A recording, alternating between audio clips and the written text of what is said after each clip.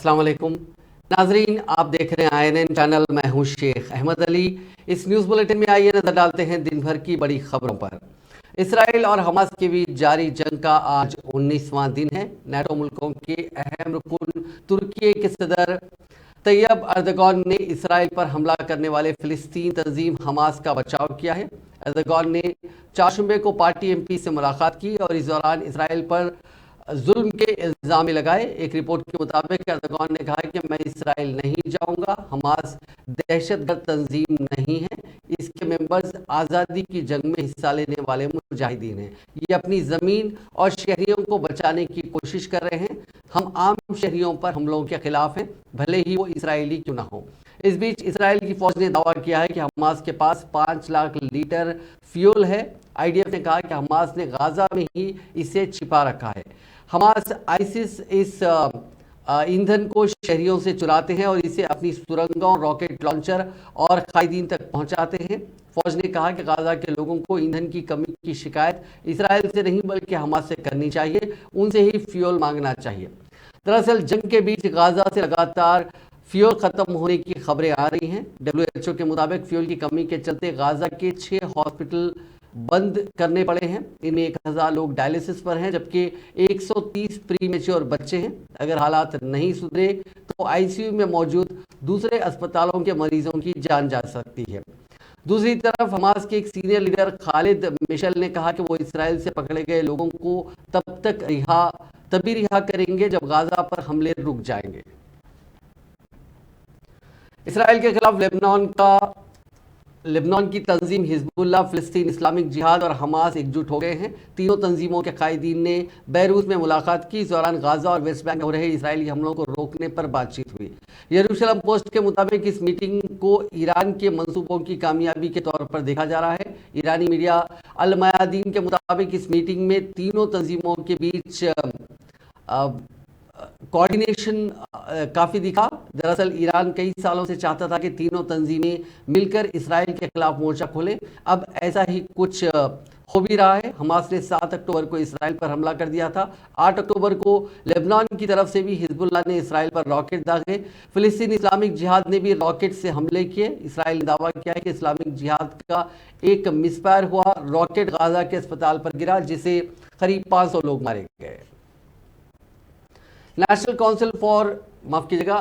Council of educational research and training यानी NCERT की किताबों में जल्द ही इंडिया की जगह भारत लिखा नजर आ सकता है।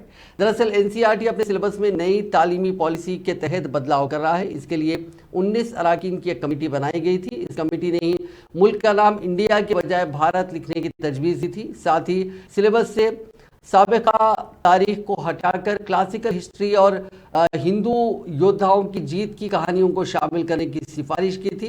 रिपोर्ट्स के मुताबिक कमेटी ने 25 अक्टूबर को बताया कि इंडिया का जिक्र विष्णु पुराण जैसे ग्रंथों में है जो 7000 साल पुराने हैं। इंडिया नाम आमतौर पर ईस्ट इंडिया कंपनी और 1757 के प्लासी की बैटल के बाद इस्तेमाल होना शुरू हुआ था। आगरा में चारशंबे को पातालकोट एक्सप्रेस के 2 जनरल कोचेस पूरी तरह जल गए। रेलवे ने 2 लोगों के झुलसने और उनके अस्पताल में भर्ती करने की बात कही। कहा जा रहा है कि कई मुसाफिरों ने ट्रेन से कूदकर जान बचाई। हादसा रेल मंडल में भंडे रेलवे स्टेशन के पास शाम 4:45 बजे हुआ। उस वक्त ट्रेन की स्पीड 70 से 80 किलोमीटर के बीच थी। मौके पर रेलवे के ओहदेदार और फायर ब्रिगेड की गाड़ियां पहुंची। गांव वालों की मदद से आग पर काबू पाया गया। दूसरा वाली है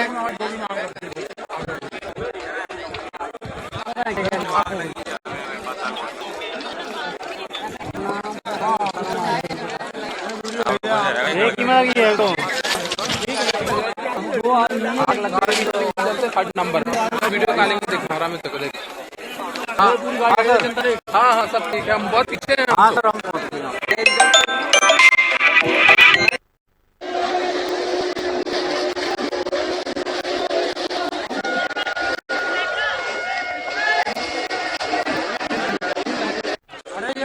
दूसरा आने वाली है।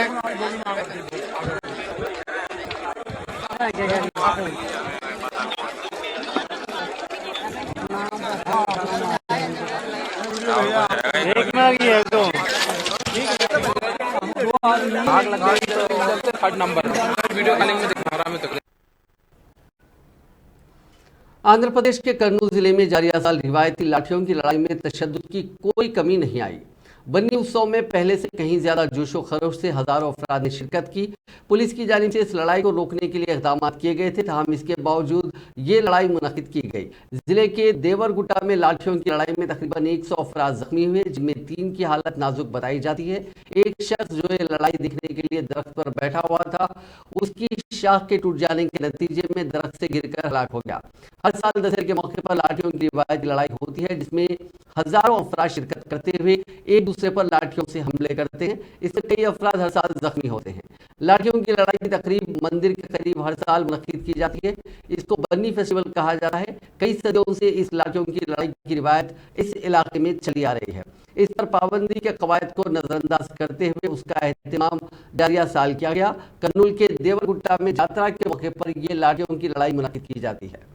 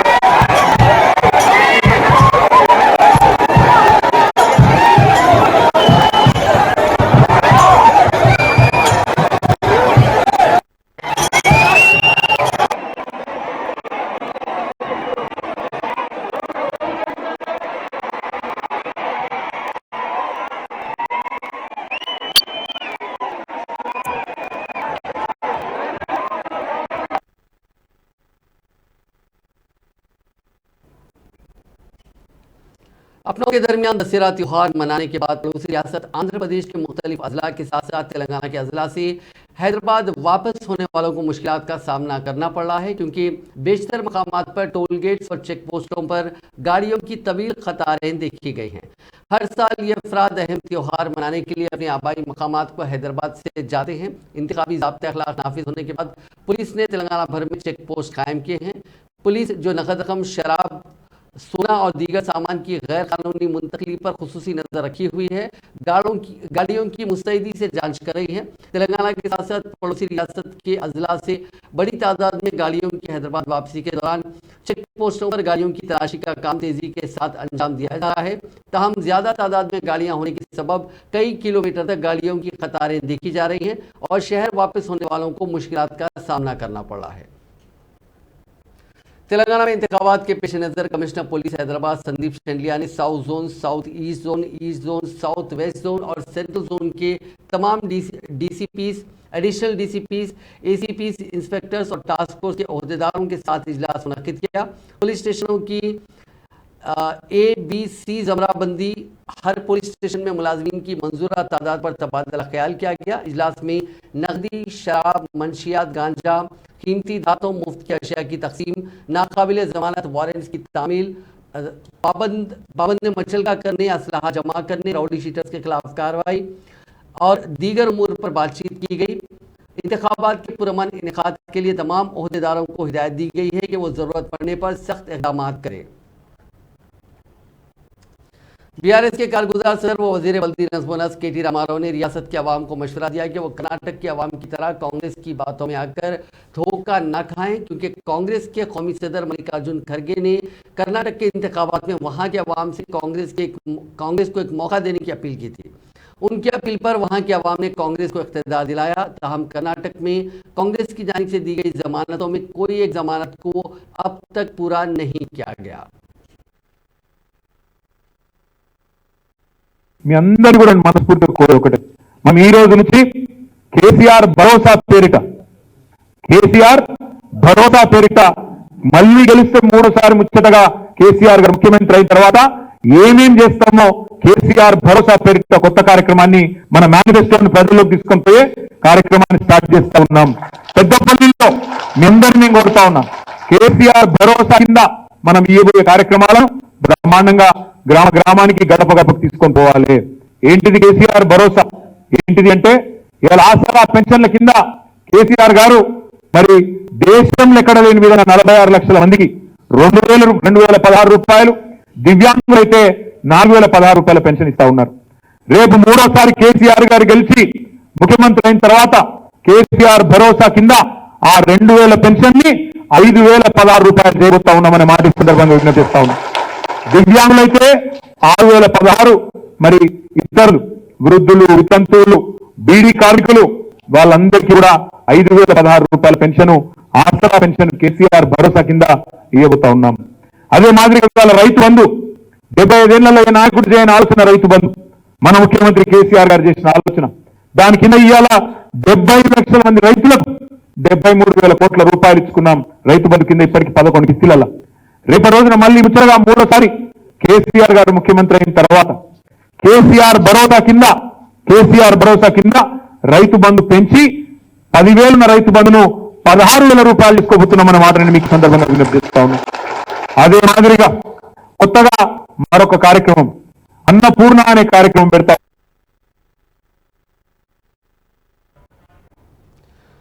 वज़ीर सिविल सप्लाईज गंगुला कमलाकर ने कहा कि तेलंगाना की तश्कील से कबल यहाँ पहले कोई तरक्की नहीं हुई थी। रियासत के किसान बरखी पानी ना मिलने से परेशान थे। हस्ब रिवायत वज़ीर मौसूफ ने बोमगल से अपनी इंतखाबी मुहिम का आगाज़ किया। इस मौके पर उन्होंने कहा कि तेलंगाना की तश्कील से कबल किसान इंतजार करते थे कि बरखी कब आएगी। खुश्क साली की वजह से किसान खलीजी ममालिक और मुल्क के दूसरे शहरों में मुंतकिल हो गए थे। उन्होंने कहा कि मानेरू डैम लबरेज होने के बाद भी यहाँ पीने के लिए पानी का बूंद नहीं मिलता था, लेकिन तेलंगाना रियासत की तश्कील के बाद करीमनगर तरक्की की जानिब गामजन है और पीने के पानी की किल्लत खत्म हो गई है। कर्नाटक ప్రజలందరూ ఒక కాలు మొక్కి చెప్తారు, ఈ రాహుల్ గాంధీ కాంగ్రెస్ నమ్మకండి, 5 నెలలు ఆగం చేసిండు, మా దగ్గర కరెంటు లేదు, మా దగ్గర బియ్యం లేవు, మా దగ్గర రోడ్లు లేవు, బస్సు అని చెప్పేసి మీరు తెలంగాణ ప్రజలు మోసపోకూడని చెప్పి 5 నెలలనే కర్ణాటక ప్రజలు చెప్తున్నారు. అంటే అక్కడ మోసం చేసి వచ్చిన పార్టీ ఈ రోజు బీజేపీ పార్టీ. ఇప్పటికే మా ఆడిబిడ్డలు 3 కిలోమీటర్ల దూరం పోయి ఇప్పుడు గుజరాత్ లో పోయి నీళ్లు తెచ్చుకుంటారు. నీళ్లు కరువు, మన దగ్గర ఎట్లా 24 గంటల కరెంటు బట్టే, నీళ్ళు బట్టే, రైతు బంధు బట్టే, పింఛన్ బట్టే ఈ కేసీఆర్ ఓడుకుంటాం తల్లి. కేసీఆర్ తెలంగాణ ఉంచుకోకండి.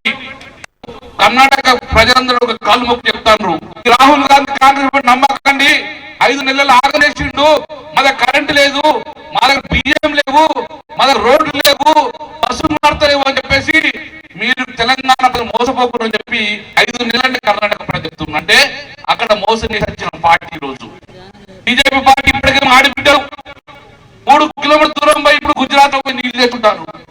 నీళ్లు కరువు, మన దగ్గర ఎట్లా 24 గంటల కరెంటు బట్టే, నీళ్ళు బట్టే, రైతు బంధు బట్టే, పింఛన్ బట్టే ఈ కేసీఆర్ ఓడుకుంటాం తల్లి. కేసీఆర్ तेलंगाना कानून साज काउंसिल के चेयरमैन गुत्ता सुखेंद्र रेड्डी ने कहा कि कांग्रेस पार्टी का काम हर मसले पर सियासत करना है। उन्होंने कहा कि मेडीगड्डा बैरेज के मामले में कांग्रेस सियासी मफाद हासिल करना चाहती है। कुदरती आफात के मसाइल पर भी गलत बयानी करना दुरुस्त नहीं है। उन्होंने कहा कि अगर रियासत को खुशहाल बनाना है तो चंद्रशेखर राव को दोबारा चीफ मिनिस्टर बनाना चाहिए। उन्होंने केसीआर की कामयाबी के लिए सबको मिलकर काम करने का मशवरा दिया। उन्होंने नलगुंडा में अपनी रिहायशगाह पर मीडिया से बातचीत की। उन्होंने कहा कि चीफ मिनिस्टर केसीआर की क़यादत में तेलंगाना तमाम शोबों में नंबर 1 मकाम पर है। దేశ శ్రేయస్సు కూడా మంచిది. ప్రపంచంలోనే అభివృద్ధి చెందినటువంటి అగ్ర రాజ్యమైనటువంటి అమెరికాలో కూడా ఫ్లడ్స్ వచ్చినప్పుడు, హరికేన్స్ వచ్చినప్పుడు, తుఫాన్లు వచ్చినప్పుడు పట్టణాలు పట్టణాలు కొట్టుకుపోయినటువంటి పరిస్థితి చూసినాం. ఈ సంవత్సరం చైనాలో పలు నగరాల్లో పలు భవనాలు మునిగిపోయినటువంటి పరిస్థితులు వచ్చాయి. కాబట్టి ఇవన్నీ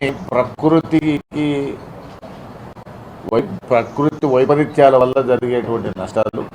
కొన్ని సందర్భాల్లో సాంకేతిక పరమైనటువంటి సమస్యలు కూడా వస్తాయి. వాటిని పరిష్కారం చేసుకోవాలి తప్ప ఒకరి మీద ఒకరు అభాండాలు వేసుకోవడం అనేటువంటిది కరెక్ట్ కాదు. అది రాష్ట్ర శ్రేయస్సుకు మంచిది కాదు.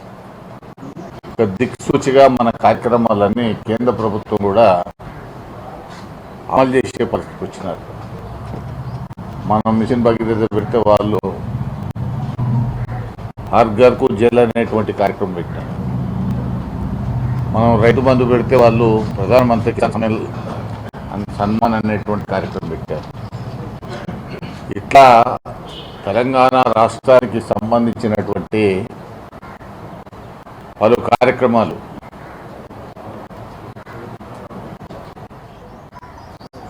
దేశానికి ఇతర రాష్ట్రాలకు ఒక మార్గదర్శకంగా పనిచేస్తూ ఉన్నారు. అందుకని ఈ ఎన్నికల్లో కూడా ఏ రాజకీయ పార్టీ ఎన్ని మాట్లాడినా ఎవరెన్ని చెప్పినా ప్రజలు कर्नाटक से ताल्लुक रखने वाले चंद किसानों ने तेलंगाना के गढ़वाल में कांग्रेस हुकूमत की धोखाधड़ी के खिलाफ एहतजाज किया। मुतासरा किसानों ने तेलंगाना में ये एहतजाज किया। यहाँ के अवाम बिलखुसूस किसानों को कांग्रेस के गुमराहकुन वादों पर भरोसा न करने के लिए मुनज़्ज़म किया। उन किसानों ने तेलंगाना के अवाम को खबरदार किया कि अगर आप कांग्रेस को वोट देते हैं तो आपको मुश्किलात का सामना करना पड़ेगा।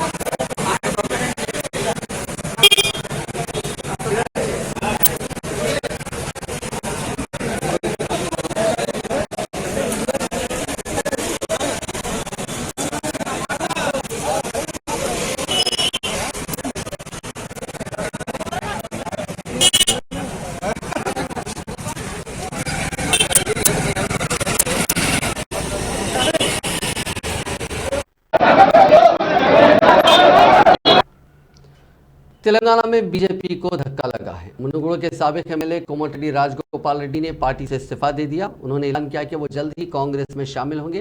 राजगोपाल रेड्डी ने इस सिलसिले में एक बयान जारी करते हुए कहा कि रियासत में हुकूमत की मुखालिफत शदीद है, जिससे वाज़ेह होता है कि अवाम तब्दीली चाहते हैं। तेलंगाना को केसीआर के खानदानी राज से आज़ाद होना चाहिए। अवाम बीआरएस के मुतबादिल के तौर पर कांग्रेस को देख रहे हैं। मैंने अवाम की राय के मुताबिक काम करने का फैसला किया। 1.5 साल कबल तेलंगाना में मुतबादिल के तौर पर बीजेपी समझी जा रही थी, ताहम उसके बाद की सियासी पेशरफ्त में कुछ समझौता हो गया। अब अवाम ये सोच रही है कि बीआरएस की मुतबादिल कांग्रेस है, इसलिए मैंने भी तेलंगाना के अवाम के ख्यालात के मुताबिक काम करने का फैसला किया है। वज़ीर फाइनेंस हरीश राव ने कहा कि मुनुगुड़ के साबिक रुकन असम्बली राजगोपाल रेड्डी के इस्तीफे से कांग्रेस और बीजेपी के दरमियान खुफिया मुफाहिमत मंजर यहाँ पर आ गई। संगारेड्डी जिले के सदाशिवपेट में बीआरएस पार्टी के इजलास से खिताब करते हुए हरीश राव ने कहा कि बड़े भाई जो कि कांग्रेस के रुकन पार्लियामेंट कोमटिरेड्डी वेंकट रेड्डी हैं और छोटे भाई राजगोपाल रेड्डी कांग्रेस और बीजेपी में रहकर अवाम को बेवकूफ़ बना रहे थे। उन्होंने कहा कि इतने दिनों तक ये दोनों भाई एक दूसरी जमातों की तायद और मदद करते आ रहे थे। मुनुगुड़ के ज़मीनी इंतखाब में बीजेपी उम्मीदवार की हैसियत से मुकाबला कर चुके राजगोपाल रेड्डी को कामयाब बनाने के लिए उनके बड़े भाई वो कांग्रेस के रुकन पार्लियामेंट वेंकट रेड्डी ने पार्टी कैडर को इस्तेमाल किया था, लेकिन उन दोनों जमातों की आला क़यादत ने उन दोनों भाइयों के खिलाफ कोई कार्रवाई नहीं की। हरीश राव ने कहा कि मुनुगुरु के ज़मीनी इंतखाब में कांग्रेस और बीजेपी ने मिलकर बीआरएस को शिकस्त देने की लाख साजिशें रचाई थी, लेकिन वो उसमें कामयाब नहीं हो सके। वजीर फाइनेंस ने अवाम को मशवरा दिया कि वो नजरियात ना रखने वाली जमातों पर भरोसा ना करें। ఇవాళ రాష్ట్రంలో ఒక విషయం అయితే మనకు క్లారిటీ వస్తా ఉంది. ఇవాళ బీజేపీ నాయకుడు రాజగోపాల్ రెడ్డి కాంగ్రెస్ లో పోతా ఉన్నాడు. దీంతో ఒక విషయం ఏం క్లారిటీ వచ్చిందంటే కాంగ్రెస్ బీజేపీల మధ్య ఉన్న రహస్య ఒప్పందం ఇవాళ రాజగోపాల్ రెడ్డి చేరికతో బట్టబయలైందని చెప్పి మాత్రం చెప్పుకోక తప్పదు. ఎందుకంటే వెంకటరెడ్డి బీజేపీ ఉన్నాడు, అన్నగా రాజగోపాల్ రెడ్డి, వెంకటరెడ్డి గారు కాంగ్రెస్ ఉన్నాడు, తమ్ముడు రాజగోపాల్ రెడ్డి బీజేపీ ఉన్నాడు. ఇద్దరు చెరొక పార్టీలో ఉన్నారు. బీజేపీలో పోటీ చేసిన రాజగోపాల్ రెడ్డికి కాంగ్రెస్ ఎంపీ వెంకటరెడ్డి ఓట్లేయమని చెప్తాడు, కానీ కాంగ్రెస్ లో ఆయన మీద చర్య తీసుకోరు. బీజేపీలో ఉన్న రాజగోపాల్ రెడ్డి కాంగ్రెస్ లో ఉన్న అన్నకు మద్దతు చెప్తే బీజేపీ వాళ్ళు చర్యలు తీసుకోరు. అంటే దీన్ని బట్టి ఏంటి, ఇద్దరు చెరొక పార్టీలో ఉన్న రెండు పార్టీల మధ్య ఒక అండర్స్టాండింగ్ ఉంది కనుక ఇవాళ ఆ రెండు పార్టీలు కలిసి ఇవాళ బీఆర్ఎస్ పార్టీని కేసీఆర్ ను దెబ్బతీయాలని కుట్ర చేస్తా ఉన్నారు. అంటే ఇవాళ తెలంగాణ బిడ్డను మన కేసీఆర్ ను ఓడించడానికి కాంగ్రెస్ బీజేపీలు ఢిల్లీలో ఒకటయ్యారనేది మనకు అర్థమైతా ఉంది. సిద్ధాంతాలు లేని ఈ పార్టీలు, ఈ ఢిల్లీ పార్టీలు బీఆర్ఎస్ యొక్క విశ్వసనీయతను, కేసీఆర్ యొక్క విశ్వసనీయతను ఇలా దెబ్బతీయాలని రకరకాలుగా కుట్రలు చేస్తా ఉన్నారు. ఒక్కసారి ఆలోచించండి, రాష్ట్రంలో 3 ఉప ఎన్నికలు జరిగినాయి. దుబ్బాకలో కాంగ్రెస్ డిపాజిట్ జప్తయింది, హుజూరాబాద్ లో కాంగ్రెస్ డిపాజిట్ జప్తయింది, మునుగోడులో కాంగ్రెस डिपॉजिट। कांग्रेस लीडर राहुल गांधी की बस यात्रा के सिलसिले में तेलंगाना कांग्रेस के कैडर में जोश व खरोश पाया जाता है। राहुल गांधी ने 18 अक्टूबर को पहले मरहले की बस यात्रा की थी।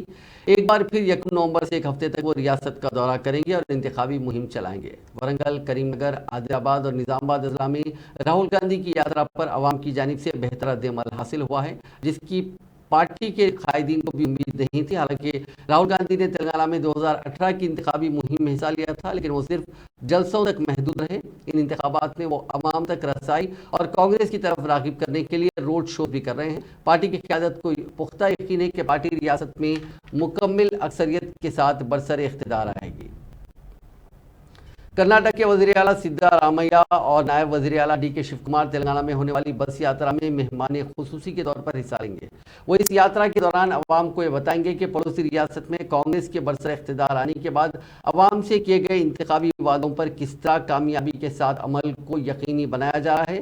ये यात्रा 28 अक्टूबर से चेवल्ला से शुरू होगी। इस दूसरे मरहले की विजय भैरी यात्रा का आगाज चेवल्ला से होगा, जो नागर कर्नूल जिले के कोल्हापुर से होते हुए नागार्जुना सागर तक जारी रहेगी। इस यात्रा के सिलसिले में कांग्रेस के मकामी कायदीन इंतजामात में मसरूफ है। रुकन पार्लियामेंट कोमट रेड्डी वेंकट रेड्डी ने कहा कि तेलंगाना की आवाम तब्दीली चाहती है। बहुत से लोग कांग्रेस में शामिल हो रहे हैं। उन्होंने कहा कि उनके भाई ने उनसे शमूलियत की बात नहीं की। सिर्फ वही नहीं, बहुत से लोग कांग्रेस में शामिल हो रहे हैं। कर्नाटका में गारंटी दिए गए वादों पर अमल किया जा रहा है और उन्हें लागू किया जा रहा है। ముందుగా సర్పంచ్ ఫోరం అధ్యక్షుడు తమ్ముడు రొటెల రమేష్ గారికి, తిరుపతి ప్రాపర్ మండల హెడ్ క్వార్టర్, అలాగే మా తమ్ముడు ప్రవీణ్ కుమార్ తర్వారం, వెంకటరామరెడ్డి మా సోదరుడు జున్నగడ్డిగూడెం, మరొక సోదరుడు యాదయ్య గారు గంగన్నపాలెం, హుసేన్ బి కాశీవారిగూడెం, సుశీల్। बीजेपी के कौमी तर्जुमान जफरुल इस्लाम ने कहा कि हम तेलंगाना इंतखाबात जीतने के लिए संजीदगी से काम कर रहे हैं। तरक्की सिर्फ डबल इंजन वाले इंजन से मुमकिन है। मीडिया से बात करते हुए कहा कि बीआरएस, एमआईएम और कांग्रेस पार्टी की बी टीम की तरह काम कर रही है। बीजेपी ने तेलंगाना की हिमायत की है। उन्होंने कहा कि रियासत में आने वाले इंतखाबात में बीजेपी का इख्तिदार में आना तय है। पार्टी जो है party with difference Bharatiya Janata party को कहा जाता है हर स्टेट में कि पार्टी विद डिफरेंस, इसलिए कि हम जनता की सोच और जनता के लिए सोच और समर्पित होकर सेवा करने का भाव रखते हैं।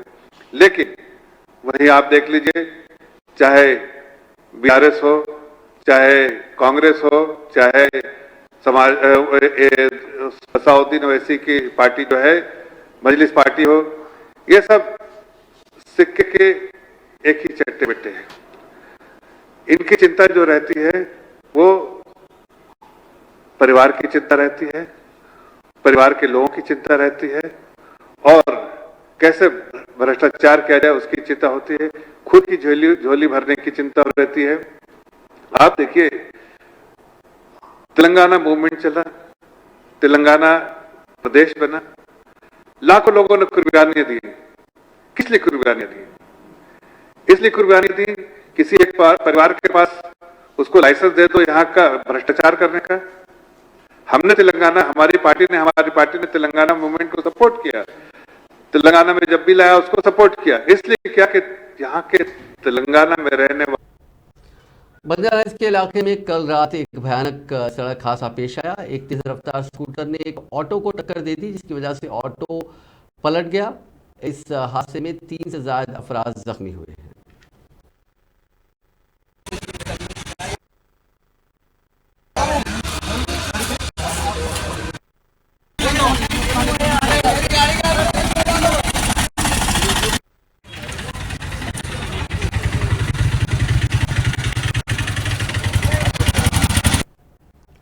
तेलंगाना के पेद्दापल्ली जिले के Ramagundam 62 megawatt B power house में आग लगने का वाकया पेश आया। ये वाकया केबल शॉर्ट सर्किट के बायस पेश आया। बड़े पैमाने पर आग के बायस बिजली की पैदावार बंद हो गई। इत्तला मिलते ही पुलिस, फायर ब्रिगेड के एहलकार फौरी तौर पर मौके पर पहुंचे और एहतियाती तदाबीर अख्तियार की। इस वाकये में किसी के जानी नुकसान या फिर किसी के झुलसने की कोई इत्तला नहीं मिली, जिस पर तमाम ने राहत की सांस ली। इस वक्त प्लांट में बिजली की पैदावार रुक गई है। ये वाकया पीर की निस्फ शब को पेश आया था।